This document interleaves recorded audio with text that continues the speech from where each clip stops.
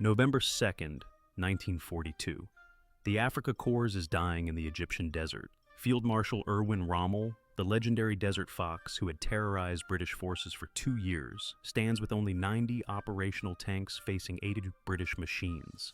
His army is out of ammunition, out of fuel, out of options.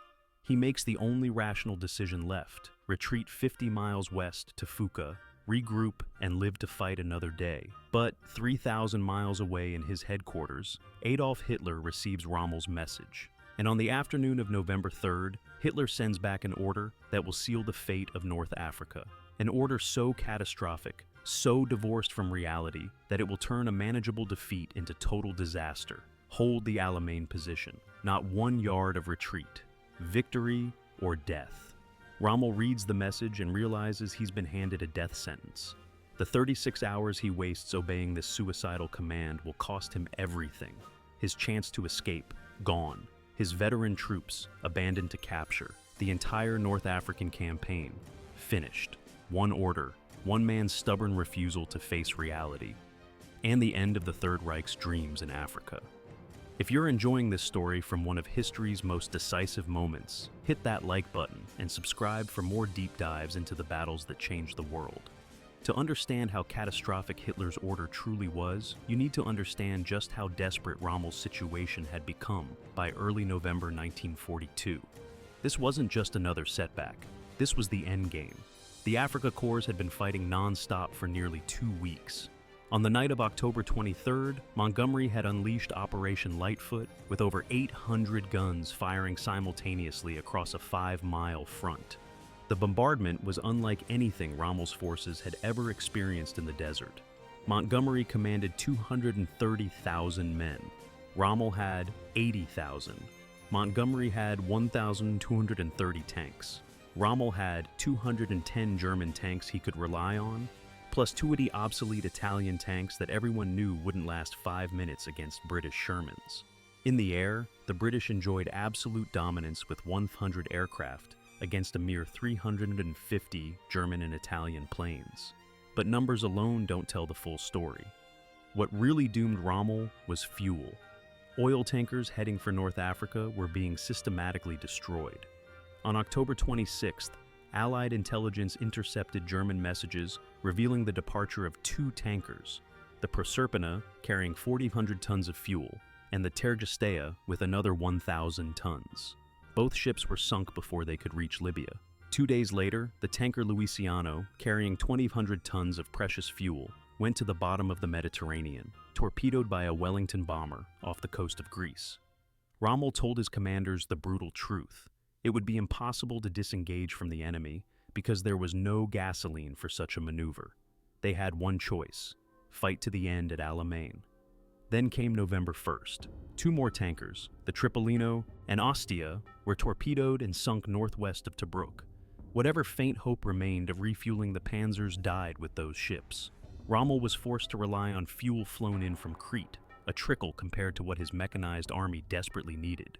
Every movement had to be calculated down to the last liter of gasoline. And Rommel himself was a physical wreck. He'd been so ill in September that he'd been sent back to Germany for treatment. When Montgomery's offensive began on October 23rd, Rommel was convalescing in Austria, barely able to walk. His replacement, General Georg Stumme, died of a heart attack on the 2nd day of battle. Rommel flew straight from his hospital bed back to Egypt, arriving on the evening of October 25th. What he found horrified him. Half of his available armor had already been destroyed. The meticulously laid minefields he'd called his Devil's Gardens were being systematically cleared. British infantry, particularly the Australian and New Zealand divisions, were punching corridors through his defensive lines. For 9 days, Rommel fought with everything he had. He launched counterattack after counterattack, trying to throw the British back. He moved his limited armored reserves north, then south, then north again, desperately plugging holes in his crumbling line. Every attack cost him tanks he couldn't replace. Every defensive stand cost him men he didn't have. The arithmetic was inexorable. Montgomery could afford to lose 4 times as many tanks as Rommel and still have overwhelming superiority. On November 2nd, Montgomery launched Operation Supercharge. This was the killing blow. In the early hours of the morning, over 350 guns opened fire on a narrow 4,000-yard front. British and New Zealand infantry surged forward, supported by armor. The concentrated assault was designed to crack Rommel's line once and for all. By midday, it was clear the defensive line was breaking. The 9th Armored Brigade lost 75 out of 94 tanks in brutal fighting, but they'd created the breach. The 1st Armored Division poured through. Rommel's panzers tried to counter, but by this point, the 15th Panzer Division had just 51 tanks left. The 21st Panzer Division could muster only 4 against 800 British tanks. This was suicide. Rommel made his decision. At some point during November 2nd, after expensive resistance throughout the daytime, he sent a message to Hitler. The battle was lost. He was ordering a retreat to Fuka, about 50 miles to the west. It was a sound military decision. Fuka offered decent defensive terrain. The remnants of his German divisions, still organized and capable of fighting, could fall back there in good order. His Italian infantry divisions, which lacked motor transport, would have to be left behind and would likely surrender. But the core of the Africa Corps, the veteran German troops who'd won so many impossible victories, could be saved. They could fight another day. The war in North Africa wasn't over, but this battle certainly was. Hitler's response arrived on the afternoon of November 3rd, and it wasn't a military order, it was a fantasy. The Alamein position must be held, not 1 yard of retreat.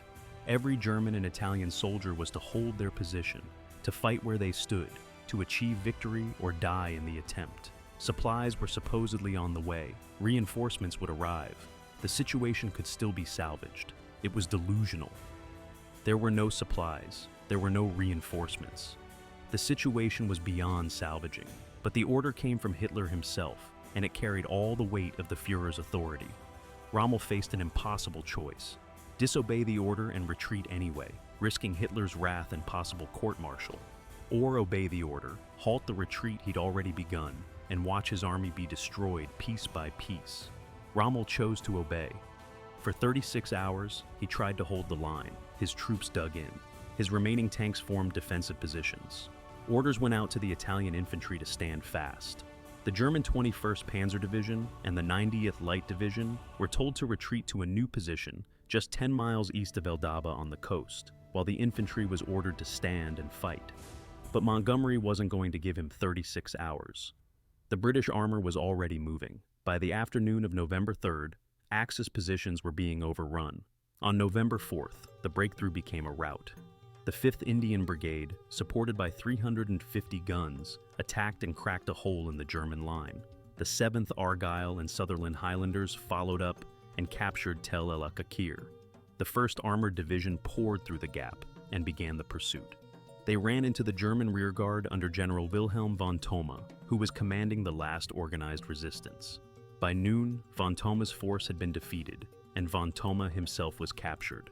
Only then, when the army was already falling apart, did Hitler finally authorize the retreat he should have approved 2 days earlier. But it was far too late. The 36 hours wasted in obeying Hitler's stand-fast order had cost Rommel his chance of making an organized stand at Fuka. The British weren't just advancing now. They were making sweeping movements from the south, trying to cut the coast road and trap Rommel's forces entirely. Instead of retreating 50 miles to Fuka in good order, Rommel now had to race much farther west, just to escape encirclement. The scenes on the ground were chaotic. The Italian infantry divisions, lacking trucks and fuel, were simply abandoned. The Ariete Armored Division fought a desperate rearguard action, sacrificing themselves so the German motorized units could escape. Thousands of Italian soldiers, brave men who'd fought as hard as anyone, were left behind to be rounded up by British forces. They'd been doomed the moment Hitler ordered the army to stand fast. The Germans who did manage to escape faced a nightmare retreat. Heavy rain on November 6th turned the desert into mud, bogging down vehicles and grounding aircraft. But it also slowed the British pursuit, giving Rommel's fleeing columns precious time. By November 5th, the 90th Light Division, the only German unit still combat-ready, was shielding the retreat of what remained. The Italian Weichsee Corps, which had started the battle with 3 full divisions including the Ariete, Littorio, and Trieste, had been reduced to 12 tanks, 4 companies of bersaglieri, 2 infantry battalions, and a handful of artillery pieces. Rommel tried to make a stand at Fuka on November 5th, but the line was broken the same day. He ordered another full-scale retreat. Montgomery's forces liberated Mersa-Matruh, then Sollum, then Bardia. On November 12th, the British entered Tobruk. By November 20th, they'd captured Benghazi. Rommel kept retreating. There was nothing else he could do. In just 2 weeks, Rommel's forces covered 700 miles westward, reaching the traditional defensive position at El Agheila. The Africa Corps had retreated 700 miles in a fortnight. 3 weeks later, they had fallen back another 200 miles to Buara. By mid-January 1943, the retreat reached all the way to Tunisia, over 400 miles from where they'd started. The casualties told the story. The Axis forces lost approximately 37,000 men. That's over 30% of everyone who fought. About 20,000 were killed or wounded. But the real disaster was the 30,000 captured, almost all of them Italians who had been left behind when the German motorized units fled. Rommel lost 450 tanks destroyed or damaged. At least 1,000 guns were lost or destroyed. The Africa Corps, the force that had terrorized British armies from Libya to the gates of Alexandria, had effectively ceased to exist as a fighting force.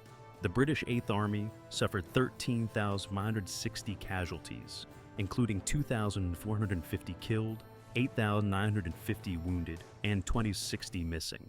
They lost 330 tanks and 100 guns. But unlike Rommel, Montgomery could replace those losses. Ships full of equipment were already unloading at Alexandria. Fresh divisions were training in Cairo. The balance of power in North Africa had fundamentally shifted, and Hitler's 36-hour delay had made all the difference. Military historians have analyzed this decision endlessly. If Rommel had been allowed to retreat when he wanted to on November 2nd, what would have happened? The German motorized forces would have reached Fuka with time to establish defensive positions. The British pursuit would have been more cautious. Rommel might have extracted significantly more of his Italian infantry. He still would have lost the battle. El Alamein was already lost, but he wouldn't have lost the army. Instead, by forcing Rommel to halt the retreat, Hitler turned a defeat into a catastrophe. The organized withdrawal became a headlong flight. Divisions that could have been saved were captured. Equipment that could have been evacuated was abandoned. The Africa Corps went from a battered but intact fighting force to a shattered remnant barely capable of defending itself. This wasn't the first time Hitler had issued a stand-fast order that backfired. During the desperate winter of 1941-42 on the Eastern Front, Hitler had forbidden retreats, and in some cases it had worked, preventing panicked routes. But Egypt in 1942 wasn't Russia in 1941. At El Alamein, there was no strategic depth to trade for time. There were no reinforcements coming. There was no fuel arriving. The situation was fundamentally different, but Hitler couldn't or wouldn't see it. Field Marshal Kesselring, the Luftwaffe commander in the Mediterranean who'd been trying to keep Rommel supplied, had actually concurred with the retreat order on November 3rd.